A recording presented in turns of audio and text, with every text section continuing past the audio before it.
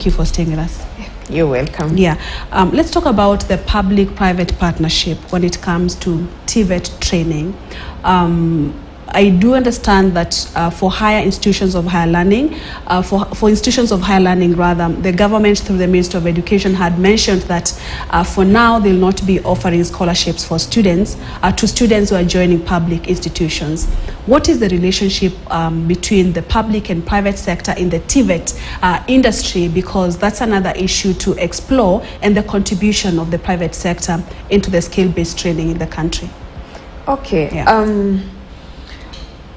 When we talk about the TVET space and the training, first we need to acknowledge that we are a lower middle economy country that is growing, and for any nation to utilize the potential of its young people, they need to be trained effectively. And TVET is one way of being able to do that. And I believe this is why the government is putting a lot of effort in the TVET sector and the TVET space. And unfortunately, we have been the forgotten baby in the block when we talk about the funding and the support, government support, because we participate in stakeholders meetings, but we do not participate when it comes to the benefits that accrue when government is sharing the resources with the stakeholders. Because one way that we could have been felt supported as private TVETs is not even the funding. The government has said that we do not have enough in our coffers to be able to fund education or higher education at this moment. So what do? We can only support the extremely needy and the needy. They have been classified in different clusters. Us as private TVET, we are not even ambitious. We are not even asking for funds. We are asking for something very little. We exist. We have been accredited by the same government. So why not allow students who are self-sponsored to select our institutions from the COOPS portal? Because they are those who can afford to pay, but they don't know that we exist. Yeah. Because marketing is also another huge challenge because it's a lot of resources. So if that kind of support that the COOPS can open a self-sponsored portal, and anybody who wants to join a TVET institution and their preference is a private TVET because of the uniqueness of the course that they are looking for, then they'll be able to know that we exist. That is one way of government supporting us. Number two, when there is enough, then government can also allow our students to access HELB loans. And number three, the next support, this public-private partnership that we are talking about. If there is a public TTI that is next to us and they have the machinery and the equipment, they can be shared, the sharing of equipment and the sharing of these resources, because most of these have been donated by donors. So if we are able to access them and we can be able to use them as private TVET, then we can give the skill to our students. And also a positive view of the private TVETs as supporters of government and as supporters of a growing economy. Right. Because we are helping by keeping the young people busy when they couldn't. We are helping with innovation, becoming innovative. When the institutions closed during COVID season, we were the first ones to reopen because we could implement things very fast by moving online to those trainings that could be done online, to those practicals that could be done by augmented reality. Some of our institutions were holding practicals online, which was a very good thing. Yes. And most of the time for public and private sector, it looks like more of a competition, and not just in the TVET sector or education sector, in other sectors, the health sector. There's always, it seems like it's always a picture of the private sector is in isolation and the public sector is in isolation. And I do understand there's supposed to be a public-private sector partnership, all right? So how is that a challenge in ensuring that you cohesively partner with the public sector and together, because there's some of the challenges that the public sector is experiencing that the private sector is not? Like, how can the two sectors complement one another for the benefit of the country and the economy and the people living here? This will have to start from the top, from the ministry, to start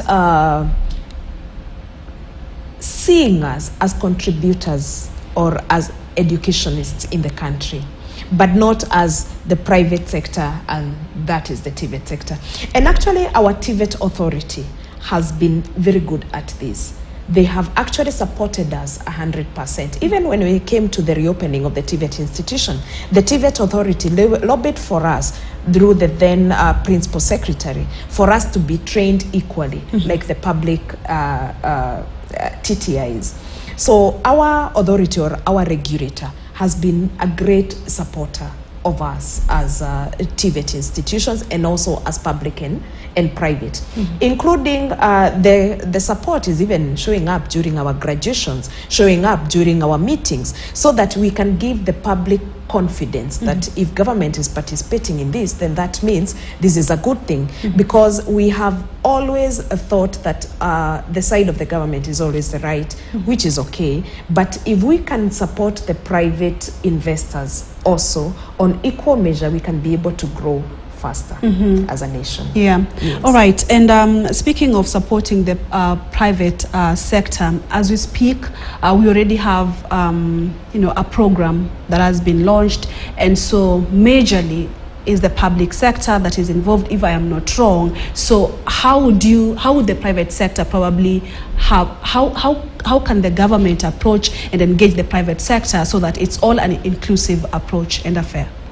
Of course, they can reach us through our association. They know we exist as an association, as a voice for the private TVETs in the country, because this is a huge project with World Bank. And this huge project, we have more institutions actually than the public TTIs, because you look at our institutions, we have 1,300. In some parts of the country, there were only private TVETs. Until now, this administration is working on that.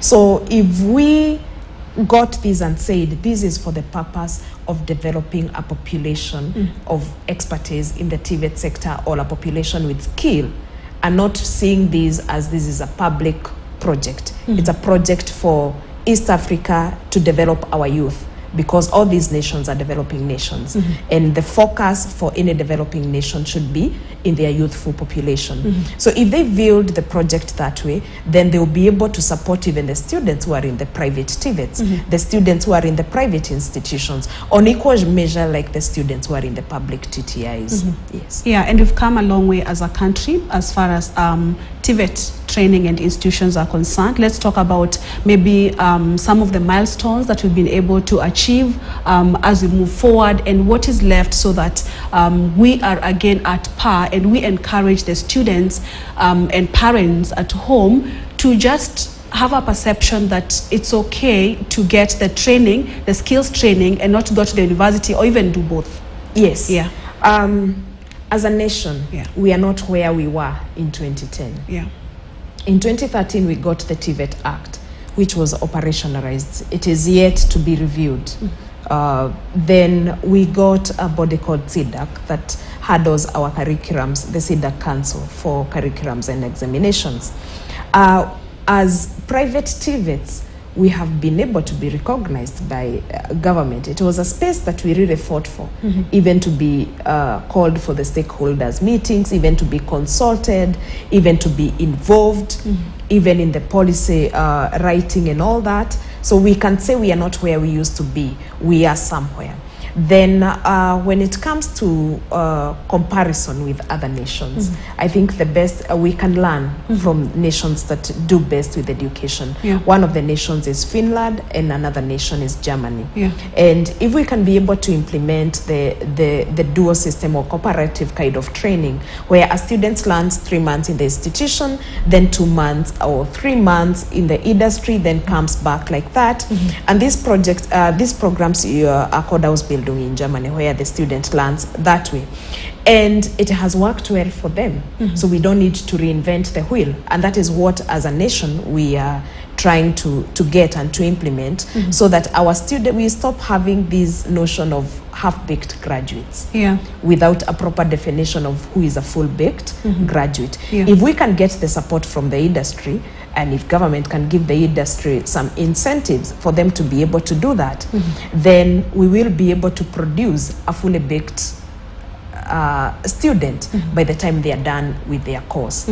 And our ask now is if we can be able to share the resources that are available, if we can be involved with the donor funding that is coming up, like we can see this huge project with World Bank, if we can be remembered to have our students placed, even as government is saying that they don't have enough resources, they don't have money, but they can be able to just create a self-sponsored portal and just send students to whichever institutions they want to go to. Because even the public TTIs, they are not funding the students because there is they don't have enough in their coffers. So why not allow students to select to accredited institutions that has registered themselves with COOPs, and the student is able to choose where they want to study from. And do you think what the government is doing, because we've seen the introduction of this CBC,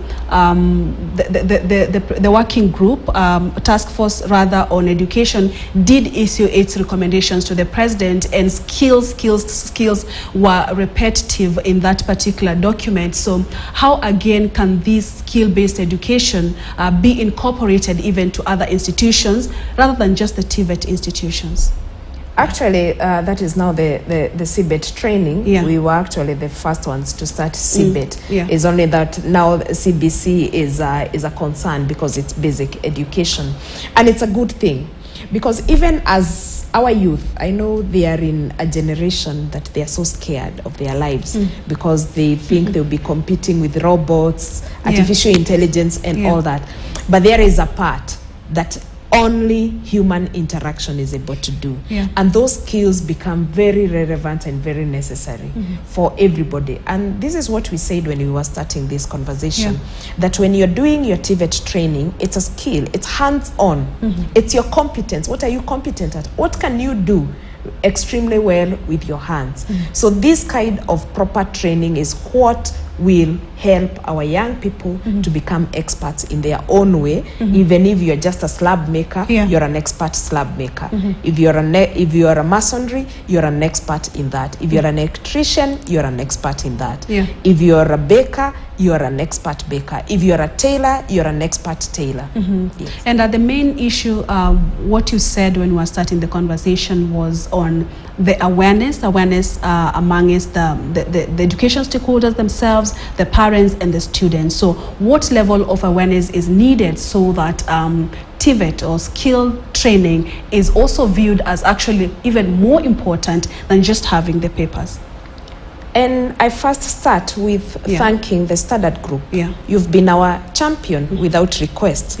I don't think you can swipe the papers without seeing something about TVET, without seeing some positivity about TVET. So if we can continue with this positive vibe about the TVET sector and letting people embrace TVET as an alternative, not as a choice for the failures, as an alternative kind of training, then it will really help in boosting the esteem of our TVET students and also feeling like they are also important members of the society, without telling them that wewe uliaguka, wewe utaenda TVET. No, that should not be the language. And also from our high schools to help them embrace TVET as an alternative and as what is needed every day, because we started with the description that every day almost everything that you do is TVET. Yes. And there's the qualification to join a public university or university. There's a cut. Let's talk about that, because the rest of the people, when they go, for example, to the TVET institutions, then the perception that is among the people is that, all right, these are the people that didn't perform so well, therefore, even the careers and the kind of skills that they are getting or receiving from these institutions are also not highly ranked in the society. How best, what do we need? Is it the government, the Ministry of Education? What sort of reforms do we need so that even in institutions, in high schools, like you mentioned, there's nothing like, this is the cut to join university. You can all join any university and do various courses. You all qualify for something in an institution. It starts with the messaging, how we craft our message and how inspiring it is when we are talking about TVET, and how passionate can we talk about it. And I love it when people are able to come out and say, that I chose not to join university and to join a TVET institution because I wanted to do engineering and my cutoff did not allow me. And I am proud to start from diploma level. And we need to sell that as a positivity, not as the negative side. And our Minister for Education, because that is the face of education for any country, needs to keep on reminding people that TVET is an alternative. TVET is not for the failures. TVET is an alternative kind of tertiary education for someone who has cleared Form 4. So it is a career pathway. You can either choose to go to TVET or to go to the university without demeaning anybody's choices. Yes. Yeah, and what is the private sector doing to support students as we wind up? As we wind up, of course, we offer scholarships, we offer a lot of mentorship for our students, and we do placements for our students, even for jobs. Yes. All right. Thank you so much, Dr. Ekra Ndungu, for your time. We will continue preaching the gospel.